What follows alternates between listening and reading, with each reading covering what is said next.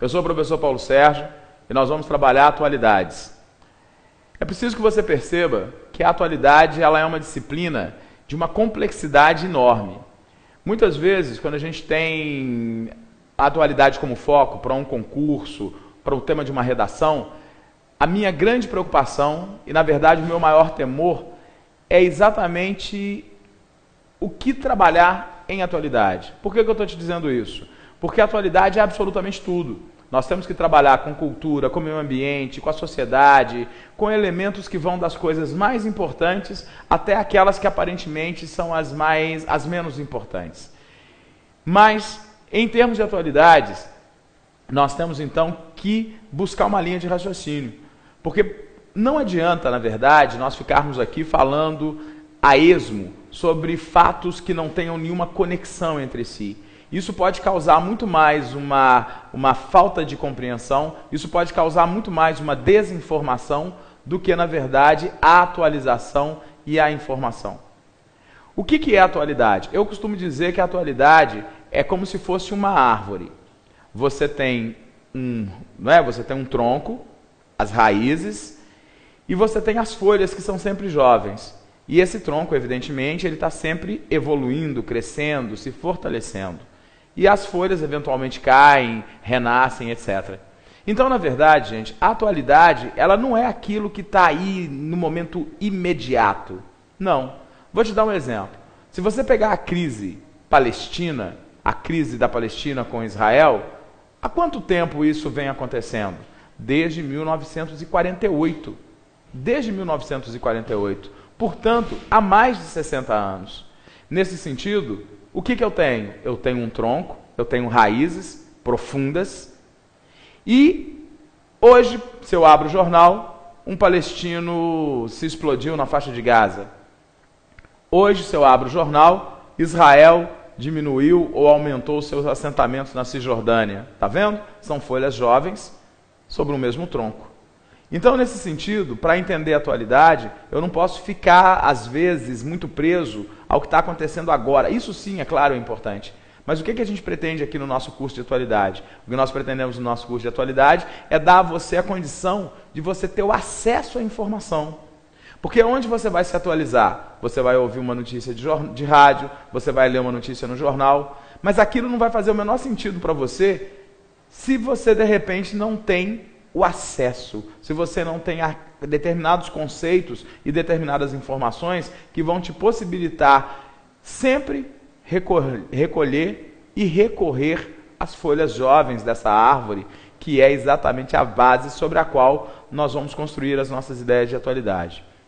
Nesse painel que ilustra a nossa aula, você está vendo aí que a atualidade é realmente absolutamente tudo. Então nós vamos falar de biodiversidade, nós vamos falar de meio ambiente, nós vamos falar de terrorismo, nós vamos falar de economia, nós vamos falar da sociedade, de religião, nós vamos falar de absolutamente tudo.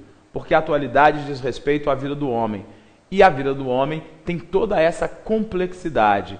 Então na videoaula de hoje nós vamos falar sobre economia. A economia é um assunto extremamente importante. A economia é o assunto que vai nortear a nossa vida. Então vamos a ela, economia, na nossa videoaula de hoje. Existe uma linha de raciocínio que nós podemos seguir para falar sobre as atualidades. Marx, um filósofo, Marx, o autor do livro O Capital, juntamente com Engels, a linha de raciocínio dele para entender todas as complexidades das relações humanas era a linha da economia. Marx dizia que todos os fenômenos podem ser compreendidos, todos os fenômenos humanos podem ser compreendidos a partir da economia. E se vocês me permitem aqui a pretensão de concordar com Marx, eu vou seguir a mesma linha de direção dele. Eu também acredito que os grandes acontecimentos, os grandes aconteceres da humanidade, eles estão de uma maneira ou de outra determinados, pelo menos, o que vai determinar essa ação do homem, quase sempre é o econômico, quase sempre é a economia. Ele é que vai ser a mola propulsora desses acontecimentos. Então, o que nós temos? Segundo Marx, existe uma coisa chamada superestrutura. O que é a superestrutura? A superestrutura, como você pode observar na figura, a superestrutura é a nossa forma de pensar, a nossa forma de ver o mundo, a nossa cultura, a nossa religião. É tudo aquilo que de alguma maneira seria imaterial. Então, para Marx, tudo aquilo que determina o nosso ser, não é? O nosso fazer é exatamente a nossa superestrutura. Então a superestrutura é o chamado inconsciente coletivo. É aquilo que determina a minha ação do ponto de vista dos meus valores, dos meus princípios. Pois muito bem, são as minhas crenças, não é? Sejam elas religiosas, filosóficas, econômicas ou não.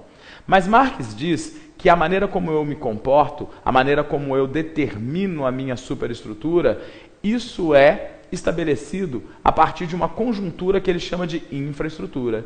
E o que é a infraestrutura? A infraestrutura é o econômico, não é? Então o econômico nada mais é do que as relações. Então Marx diz que os meus valores, a minha maneira de agir é determinada pela maneira como a sociedade produz. Então uma sociedade capitalista, que é o que nós temos no Brasil, na França, nos Estados Unidos, enfim, na maioria dos países no mundo contemporâneo, a relação capitalista ela vai determinar uma ética, uma estética, um comportamento religioso, enfim. Então, para Marx, o econômico determina o cultural. O econômico determina o religioso. Você não é obrigado a concordar com isso. Claro que não. Eu tenho uma visão, você pode ter outra. Mas a gente tem que, no mínimo, conhecer. Até porque essa visão de Marx é uma visão muito aceita. Não é a única. Tá? Então vamos deixar isso bastante claro, que você tem outras percepções. Mas é sempre bom a gente ter esse direcionamento.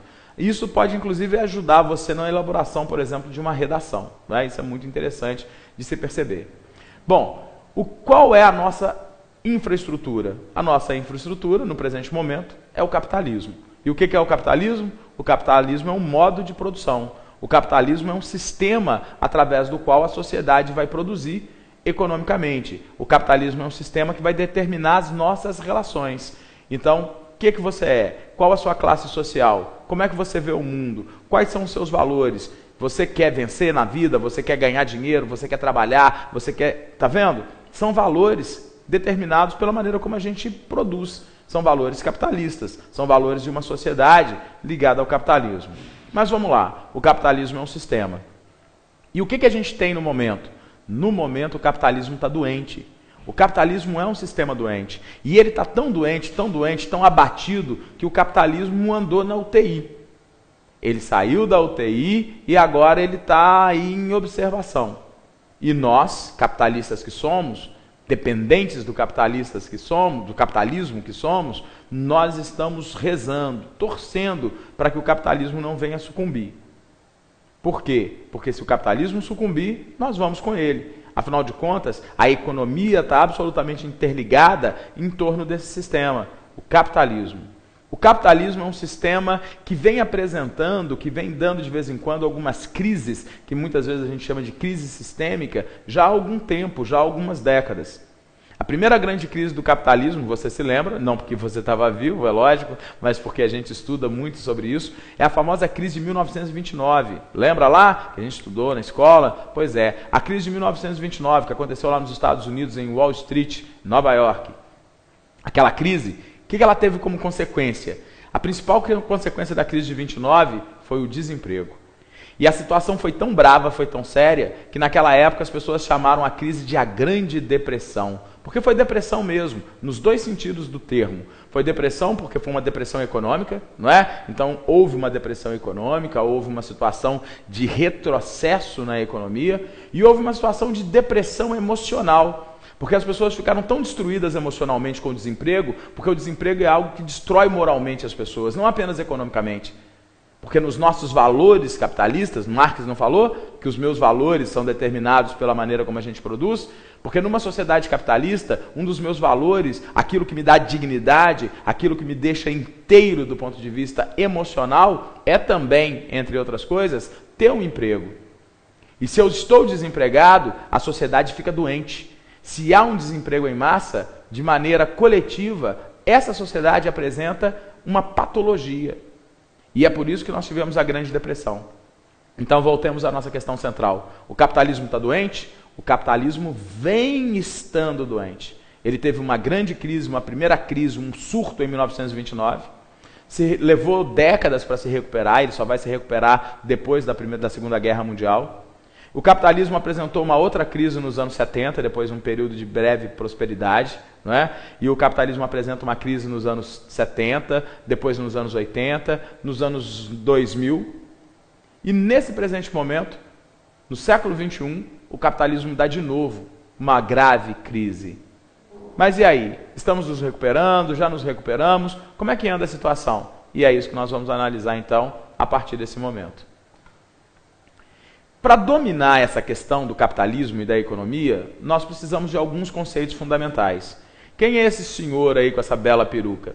Esse inglês é Adam Smith.